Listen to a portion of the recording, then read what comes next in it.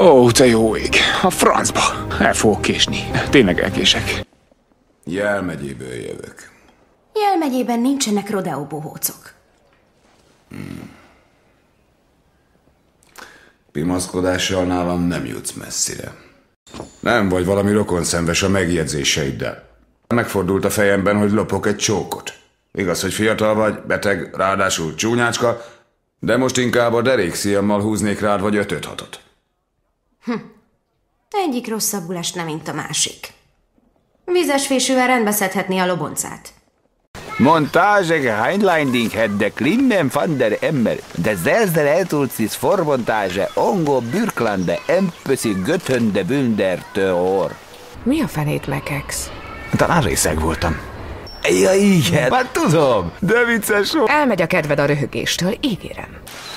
Jellemző, hogy a hozzád hasonlóknak mindenre van magyarázata. Semmi se a te hibád. Elszaladni a felelősség elől. Miféle felelősség? Nincs felelősségem.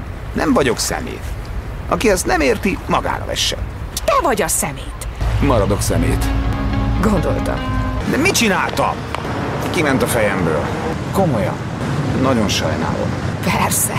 A homlokomra van írva, hogy hülye? Nem tudom elolvasni. Hülyesek felé.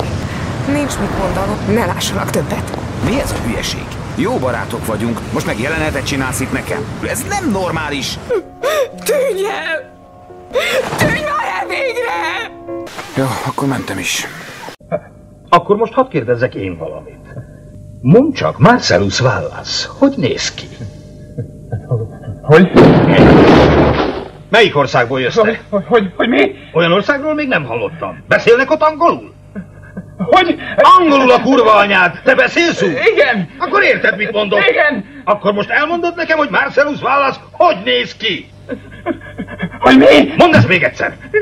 Mondd ezt még egyszer, hogy mi? Mondd még egyszer, ha mered, te faszfej, bazd meg! Mondd még egyszer, ha mered! Fekete! Tovább! Kopasz! És úgy néz ki, mint egy picsa? Hogy mi? Azt kérdeztem, úgy nézek ki, mint egy picsa. Nem! Akkor miért baszogatod, mint egy picsát, Brent? Nem! De igen! Igen, azt csinálod, Brent! Ki akartál baszni vele?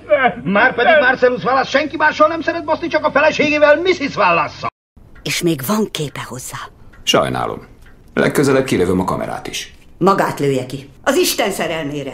Rosszul mérte fel a helyzetet. Attól függ. Megszabadítottam a világot egy merénylőtől. Ez lenne a nagy leleplezés? És honnan a pokolból tudja a címemet? Képzelje, a nevét is tudom. Meglepett, hogy tényleg M-mel kezdődik a neve. Még egy szó, és esküszöm, megöletem. Egy magafajta érzéketlen ember nehezen érti ezt. De a felelősségtudat és az önteltség nem fér meg egymással. Legyek kicsit pap, kicsit bérgyilkos. Gyilkos bárkiből lehet. Azt akarom, hogy tegye félre az egóját. Tárgyilagosan elemezze a helyzetet. Tudnom kell, bízhatok-e magában, és hogy maga kiben bízik. Amíg ez nem derül ki, ne kerüljön a szemem elé. Menjen, dugja a fejét a homokba, és gondolkozzon a jövőjén. Ezek a hiénák a fejét akarják. Egyre jobban hajlok rá, hogy odadobom nekik. Legközelebb csöngessen, mielőtt bejön. Viszlát. Hogy merül ez föl önben, hogy tudja, hogy ittas, közepes fokban, tudja, hogy kábítószert fogyasztott, tudja, hogy nem is egy kicsi baleset okozott, és eljut arra a szintre, hogy beül a kocsiba, és elhagyja a helyszínt. Figyelj, betört valami? Ez páncélüveg, érted? Nincs benne légkondi. És marha meleg volt. Szégyellem, de meghúztam az oldalát. De a lelkiismeretem nem hagy nyugodni.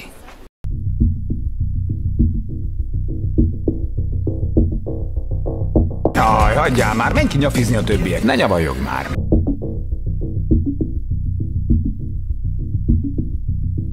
Menjél, árulkodjál, mint régen.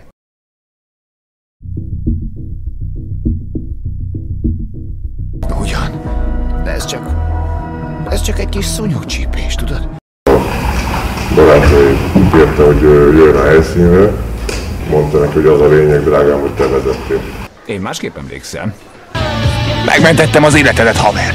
Azt akarod, hogy mérges legyek? Ha a rendőrség nem veszi el a jogsidat, nálam később leadhatod. Remélem még találkozunk. Alig várom.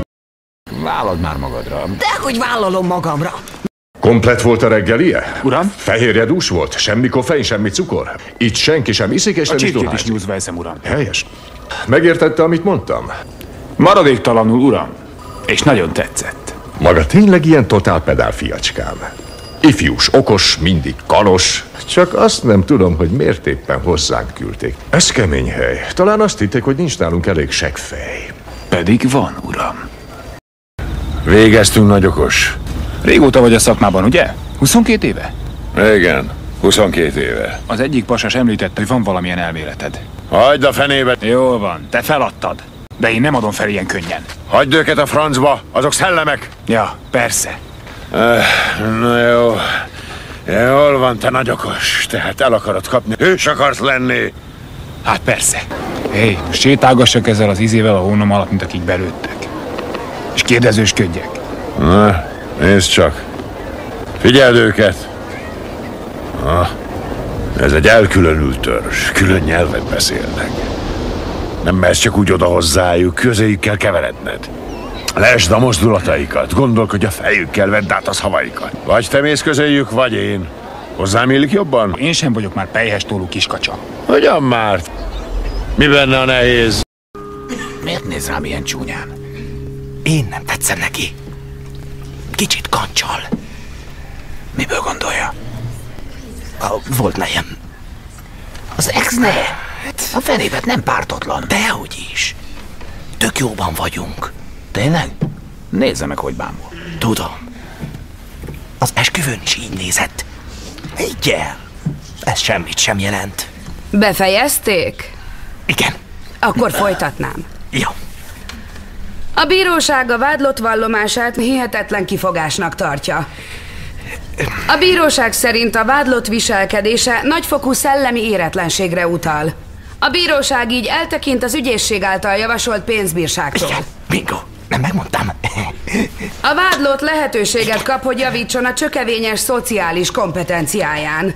8 hónap szabadságvesztésre ítélem. Dutyiba megyek. Pillanat. Na hát, Erika. Nem túlzás ez egy kicsit? Már miért lenne túlzás? Ezt nem teheti meg. Dehogy nem. A vádlott letölti a büntetését. De még kimaradnék egy kicsit. Bocs, mennem kell, a szerkesztő gondol. Tényleg nagyon gyönyörű volt itt.